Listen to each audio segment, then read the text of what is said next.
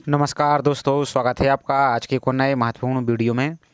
तो इस वीडियो में हम देखेंगे आरआरबी यानी जो रेलवे रिक्रूटमेंट बोर्ड है, इसके द्वारा पैरा मेडिकल स्टाफ के लिए आपकी नोटिफिकेशन को जारी कर दिया गया है, जिसका विस्तृत नोटिफिकेशन को जारी कर दिया गया है। तो इस वीडियो में हम सब कुछ कंप्लीट जानकारी देखेंगे, जिसमें आपकी फॉर्म फिलअप की स्टार्ट डेट आप यहाँ पर देख सकते हैं। साथ ही इसमें आपकी एजुकेशन क्वालिफिकेशन क्या रहेगी, कितनी पोस्ट रहेंगी और क्या क्या आपको डॉक्यूमेंट लगेंगे, सेंट्रल का जाति प्रमाण पत्र किस प्रकार से बनवाना है, स्टेट का आप लगा सकते हैं नहीं लगा सकते। इस सभी कंप्लीट जानकारी को इस वीडियो के माध्यम से कवर करने की कोशिश करेंगे। तो आप सभी स्टूडेंट से रिक्वेस्ट है कि आप वीडियो को पूरा जरूर देखिए। साथ ही आप चैनल पर पहली बार आए हो तो चैनल को सब्सक्राइब करके बेल आइकन प्रेस करके जरूर रखिए, इसी प्रकार की रेगुलर अपडेट पाने के लिए। साथ ही आपने वीडियो को अभी तक लाइक नहीं किया है तो वीडियो को लाइक जरूर कर दीजिए। तो चलिए स्टार्ट करते हैं आज के वीडियो को। तो ये नोटिफिकेशन आपकी दोनों भाषा में जारी किया गया है, हिंदी में भी और इंग्लिश में भी। तो अभी हम आपको हिंदी में दिखा रहे हैं, लेकिन आपको डाउनलोड किस प्रकार से करना भी इस नोटिफिकेशन को, तो वो भी पूरी प्रोसेस आपको दिखाएंगे। तो पहले आप थोड़ा सा यहाँ पर जानकारी समझ लीजिए। तो यहाँ पर आपकी फॉर्म फिलअप की स्टार्ट डेट आपकी 17 अगस्त से आपकी फॉर्म फिलअप की डेट स्टार्ट हो जाएगी, जिसकी आपकी लास्ट डेट क्या है 16/9 यानी 16 सितंबर आप इसमें फॉर्म फिलअप कर पाएंगे। ध्यान से देखते जाइए। संशोधन शुल्क के भुगतान के साथ आवेदन पत्र में सुधार यानी आप कोई संशोधन करना चाहते हैं तो इसमें आप 17/9 से 26/9 तक आप 17 सितंबर से 26 सितंबर तक आप इसमें फॉर्म फिलअप को सुधार कर पाएंगे। ध्यान से देखते जाइए। अब यहाँ पर आपकी पोस्ट वाइज यहाँ पर अलग अलग दिया गया है। यहाँ पर आपको आयु दी गई है और यहाँ पर आपकी पे स्केल दिया गया है और लेवल दिया गया है। अब चलिए इसकी और आरआरबी में जो रिक्तियाँ हैं, वैकेंसी हैं, वो यहाँ पर आप देख सकते हैं किस जोन में कितनी, किस पोस्ट के लिए कितनी वैकेंसी हैं। अब चलिए इसकी इंपॉर्टेंट जानकारी को देख लेते हैं। ऑनलाइन ध्यान से देखिए, ऑनलाइन आवेदन भरने से पहले सीवीएन की जानकारी अच्छी तरह से पढ़ लें। आप पूरी जानकारी को अच्छी तरह से पढ़ लीजिए, तभी आप इसमें फॉर्म फिलअप कीजिए। अब इंपॉर्टेंट जानकारी यहाँ पर आप देखिए, इस अधिसूचना पद के द्वारा आवेदन करने से पहले उम्मीदवार को खुद को संतोष करना चाहिए, आप देख सकते हैं। और जो CEN है जो आपकी लास्ट डेट है आपकी, इस डेट तक आपकी अंतिम रूप से आपके पास जो आप शैक्षणिक योग्यता है आपके पास वो कंप्लीट होना चाहिए। यदि आप रनिंग में हैं या फाइनल सेमेस्टर या फाइनल ईयर में हैं तो आप इसमें फॉर्म फिलअप नहीं कर पाएंगे। तो इस बात को आपको ध्यान देना है। और चलिए पहले इसकी पोस्ट को और अन्य जानकारी को देख लेते हैं। यहाँ पर कुछ जानकारी और देख लीजिए। यहाँ पर आपकी आयु के बारे में देखिए कि कहाँ से कितनी काउंट की जाएगी। तो यहाँ पर आप देखेंगे ये आपकी यहाँ पर दी गई है, यहाँ पर डेट दी गई है मिनिमम आपकी, और यहाँ पर अपर एज लिमिट दी गई है अलग अलग कैटेगरी वाइज। तो इसको आपको देख लेना है। और यहाँ पर आप देख सकते हैं कोविड-19 के कारण आपको यहाँ पर आप जब एग्जाम में भाग ले रहे तो सभी के लिए आपको अलग से 3 साल की यहाँ पर छूट दी गई है। साथ ही जो कैटेगरी है उनके अनुसार आपको अलग से यहाँ पर छूट मिलेगी। तो यहाँ पर आप देख सकते हैं अलग अलग कैटेगरी वाइज यहाँ पर छूट। अब सबसे इंपॉर्टेंट आपकी फ़ीस, तो आप देख सकते हैं कि सभी उम्मीदवारों के लिए जो यहाँ पर आपको दी गई है श्रेणी, 500 रुपये का आपको शुल्क यहाँ पर भुगतान करना होगा और 400 रुपये आपके वापस कर दी जाएंगी। और जो अन्य श्रेणी है आपकी, जैसे आप अनुसूचित जाति, जनजाति, भूतपूर्व सैनिक, PWD, महिला, ट्रांसजेंडर, अल्पसंख्यक और आर्थिक रूप से कमज़ोर हैं, उनके लिए 250 रुपये का आपको यहाँ पर लगेगा और 250 रुपये आप से वापस कर दिया जाएगा। जब आप एग्ज़ाम CBT में शामिल होंगे तभी आपका यहाँ पर ये वापस किया जाएगा, अन्यथा वापस नहीं किया जाएगा। अब यहाँ पर आप एग्जाम का पैटर्न समझिए। तो सिंगल स्टेज CBT के लिए प्रश्न पत्र आपके 100 प्रश्नों का रहेगा, जिसमें आपके लिए 90 मिनट का आपको टाइम दिया जाएगा। और जो दिव्यांग कैंडिडेट है उनके लिए आपको 120 मिनट का यानी 2 घंटे का आपको टाइम दिया जाएगा। प्रश्न पत्र 4 विकल्पों में रहेंगे, जिसमें केवल एक ही सही उत्तर रहेगा। तो इसको आप देख सकते हैं। अब यहाँ पर समझिए, ट्रेड से संबंध जो आप ट्रेड से फॉर्म फिल कर रहे हैं जिस ट्रेड पे, उसके आपके 70 क्वेश्चन रहेंगे 70 नंबर के। जनरल अवेयरनेस के आपके 10 क्वेश्चन रहेंगे 10 नंबर के, जिसमें आपकी सामान्य मैथमेटिक्स, सामान्य बुद्धि और तर्क आपके 10 क्वेश्चन रहेंगे 10 नंबर के। सामान्य विज्ञान रहेंगे 10 क्वेश्चन 10 नंबर के। टोटल आपका 100 प्रश्न यहाँ पर 100 नंबर रहेंगे। और 1.1/3 की आपकी यहाँ पर नेगेटिव मार्किंग भी रहेगी। तो इसको आपको देख लेना है। अब चलिए इसकी पोस्ट और अन्य जानकारी को देख लेते हैं। तो अब सबसे इंपॉर्टेंट देखेंगे, यहाँ पर आपकी पोस्ट दी गई है और यहाँ पर आपकी आयु दी गई है और यहाँ पर आपकी न्यूनतम शैक्षणिक योग्यता दी गई। तो इसको आपको देखते जाना है। जैसे आपकी कार्डियो टेक्नीशियन, तो यहाँ पर आप देख सकते हैं यहाँ पर आपकी जैसे हायर सेकेंडरी मांगी गई इन साइंस में, और सब्जेक्ट एक सर्टिफिकेट आपका मांगा गया किसमें, डिप्लोमा इन कार्डियोलॉजी या लैब इन्वेस्टिगेशन कंसिस्टेड EGC। इस प्रकार से आप देख सकते हैं। जैसे आपके नेक्स्ट क्लिनिकल फिजियोलॉजिस्ट, तो यहाँ पर आपकी मास्टर डिग्री मांगी गई है क्लिनिकल में। इसी प्रकार से आप यहाँ पर देखते जाइए। जैसे EGC टेक्नीशियन है, यहाँ पर आप देख सकते हैं। जैसे यहाँ पर फील्ड असिस्टेंट है, तो यहाँ पर आपकी 10+2 मांगी गई है सिंपल, जिसमें आपकी साइंस होना चाहिए, जिसमें आपकी बायोलॉजी या केमिस्ट्री आपका एक सब्जेक्ट कम से कम होना चाहिए। इसी प्रकार की आपकी health and malaria inspector grade 3 की है, तो जिसमें आपकी यहाँ पर BSc मांगी गई है। केमिस्ट्री में एक मेन सब्जेक्ट के रूप में होना चाहिए। और ऑप्शनल में आपकी branch chemistry while undertaking course plus 1 साल का आपका हेल्थ या सैनिटरी इंस्पेक्टर का आपका डिप्लोमा होना चाहिए। यदि नहीं है तो आपको NHE वाला कोई है तो इसमें भी आप अप्लाई कर पाएंगे। तो इसी प्रकार से आपको सभी पोस्टों को अच्छी तरह से देखते जाना है और उसके बाद ही आपको यहाँ पर अप्लाई करना है। तो यहाँ पर आप देखेंगे जैसे फार्मासिस्ट की आपको यहाँ पर एंट्री ग्रेड तो 10+2 आपके पास होना चाहिए, साथ ही डिप्लोमा इन फार्मेसी का होना चाहिए और फार्मासिस्ट जो स्टेट फार्मासिस्ट काउंसिल होता है उसमें आपका रजिस्ट्रेशन होना चाहिए, या बैचलर डिग्री आपके पास फार्मेसी यानी बी फार्मा की डिग्री है तो आपके पास, तो भी आप इसमें अप्लाई कर पाएंगे, लेकिन आपको फार्मासिस्ट के अंदर आपको रजिस्ट्रेशन होना चाहिए।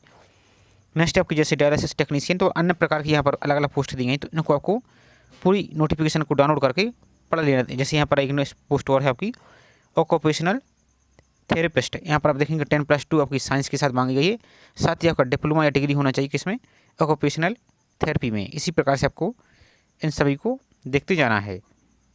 अब यहाँ पर आपकी अलग अलग आरआरबी किस जोन में कितनी है, तो इस अलग अलग यहाँ पर कैटेगरी वाइज डिवाइड कर दी गई हैं, तो इनको आप देख लीजिए।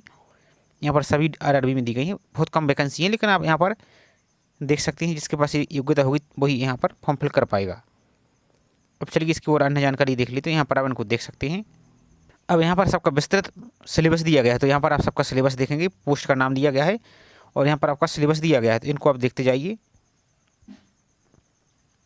नोटिफिकेशन को डाउनलोड करके अच्छी तरह से इसको बारीकी से पढ़ लीजिए। यहाँ पर आप देखेंगे जैसे मैथमेटिक्स में क्या रहेगा, ये आप देख सकते हैं। सामान्य बुद्धि और तर्क में क्या रहेगा, सामान्य जागरूकता में आपका क्या रहेगा और सामान्य विज्ञान आपका क्या रहेगा, जिसमें आपकी फिजिक्स, केमिस्ट्री, लाइफ साइंसेज में आपकी बायोलॉजी, एनवायरनमेंट, ये सभी आपकी करंट अफेयर्स के क्वेश्चन भी इसमें शामिल रहेंगे। अब सबसे इंपॉर्टेंट आता है आपका जाति प्रमाण पत्र, ये सबसे बड़ी समस्या है स्टूडेंट के लिए, तो वो आप यहाँ पर समझिए। सबसे पहले तो आप ये समझिए, यहाँ पर आपके जो सर्टिफिकेट है इसकी फॉर्मेट दिए गए हैं, आप ध्यान से समझिए। ये हिंदी में दिया गया है, आप चाहें तो हिंदी में भी बनवा सकते हैं, और इंग्लिश का नोटिफिकेशन है उसमें इंग्लिश का भी दिया गया है, तो आप चाहें तो इंग्लिश में बनवा सकते हैं। दोनों वैलिड हैं, ये अनवैलिड वाली कोई बात नहीं है। तो यहाँ पर आपके फॉर्मेट दिए गए हैं, जैसे SC/ST का था, यहाँ पर OBC नॉन क्रीमिलियर का है, ये आपका फूड नॉन क्रीमिलियर का है, इसको आप देख सकते हैं। और ये घोषणा पत्र है, तो इसको भी प्रिंट आउट निकाल के रख लेना, जब आपका सिलेक्शन हो जाएगा DB के टाइम, ये इसकी ज़रूरत उस टाइम पड़ेगी, अभी इसकी ज़रूरत नहीं पड़ेगी, लेकिन इसको आपको बनवा लेना है।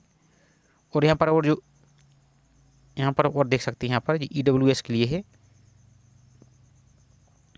ये EBC है, जो EWS है वो अलग है और ये EBC अलग है, सिर्फ आपको फीस में छूट दी जाएगी इसको, तो इसको आपको यदि आप पात्र हैं तो इसको आप बनवा लेंगे। अब चलिए यहाँ पर आप देखेंगे जैसे और दिव्यांग के लिए है, तो इन फॉर्मेट को आप देख सकते हैं।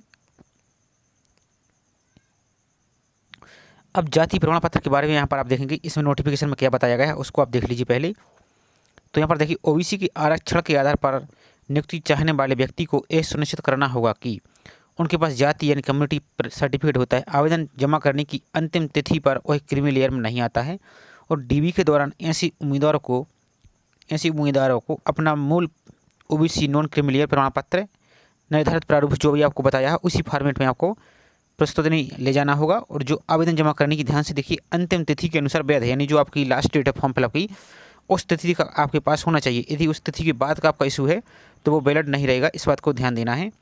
और एक घोषणा पत्र जो भी आपको डिक्लेरेशन बताया था ये आपको प्रस्तुत करना होगा DB के टाइम, जिसमें कहा गया है कि वे क्रीमी लेयर में नहीं आती हैं और ये UR उम्मीदवार के लिए माना जाए। इस पर अब यहाँ पर ध्यान से देखिए, महत्वपूर्ण, इस CN के लिए आवेदन जमा करने की अंतिम तिथि पर समुदाय यानी कम्युनिटी जो आपका जाति प्रमाण पत्र है की स्थिति में केवल पात्रता के अनुसार आरक्षण और संबंधित लाभों के लिए विचार किया जाएगा। यदि इसके बाद स्थिति में किसी की भी बदलाव और विचार नहीं किया जाएगा। और यहाँ पर आपको EWS के बारे में दिया गया है,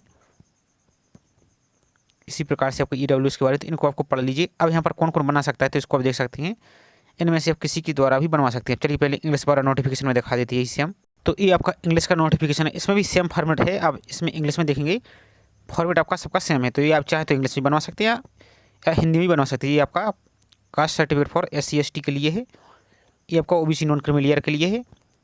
इसी प्रकार से सभी का फॉर्मेट यहाँ पर दिया गया। अब बहुत से स्टूडेंट को एक कन्फ्यूजन सबसे बड़ा ये होता है कि जो ये फॉर्मेट है क्या आपको यही फॉर्मेट लेके जाना है बनवाने के लिए।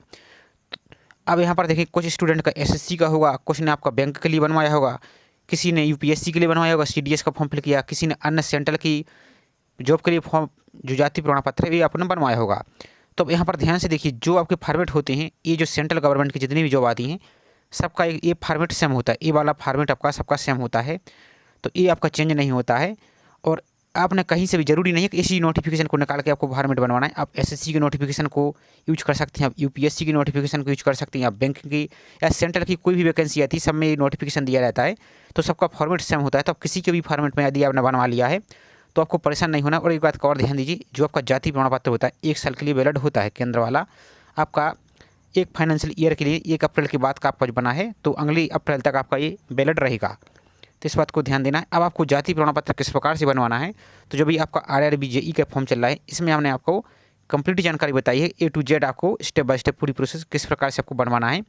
तो उसकी लिंक आपको डिस्क्रिप्शन में दी, तो उसको जरूर देख लीजिए, आप अपने जाति प्रमाण पत्र को बनवा लीजिए। अब कुछ स्टूडेंट ये भी कहेंगे कि यदि हम सेंट्रल का जाति प्रमाण पत्र ना बनवाएं, स्टेट का फिल कर देते हैं अभी, तो देखिए यहाँ पर ऐसा तो कुछ नहीं लिखा है, लेकिन आप कोशिश कीजिए यदि तो ज़्यादा सही रहेगा, सेंट्रल वाला अभी बनवा लीजिए और उसका ही नंबर आप नंबर फिल कीजिए। अब कुछ बोलेंगे कि नंबर इस सेंट्रल का नहीं रहता है, तो जो स्टेट का रहता है, स्टेट का सर्टिफिकेट नंबर ही आपकी सेंट्रल की पर लिखा जाता है कि इसी के आधार पर आपका जारी किया गया है, लेकिन स्टेट की इशू डेट और सेंट्रल की डेट इशू डेट अलग होती है। पूरी जानकारी उस वीडियो में देख लीजिए तो आपको समझ में आ जाएगा। तो आई होप जानकारी आपको पसंद आई होगी। जानकारी पसंद आई हो तो वीडियो को लाइक जरूर कीजिए। साथ ही आप चैनल पर पहली बार आए हो तो चैनल को सब्सक्राइब करके बेल आइकन प्रेस करके रखिए। अब चलिए आपको नोटिफिकेशन किस प्रकार से डाउनलोड करना है तो वो आप यहाँ पर देख लीजिए।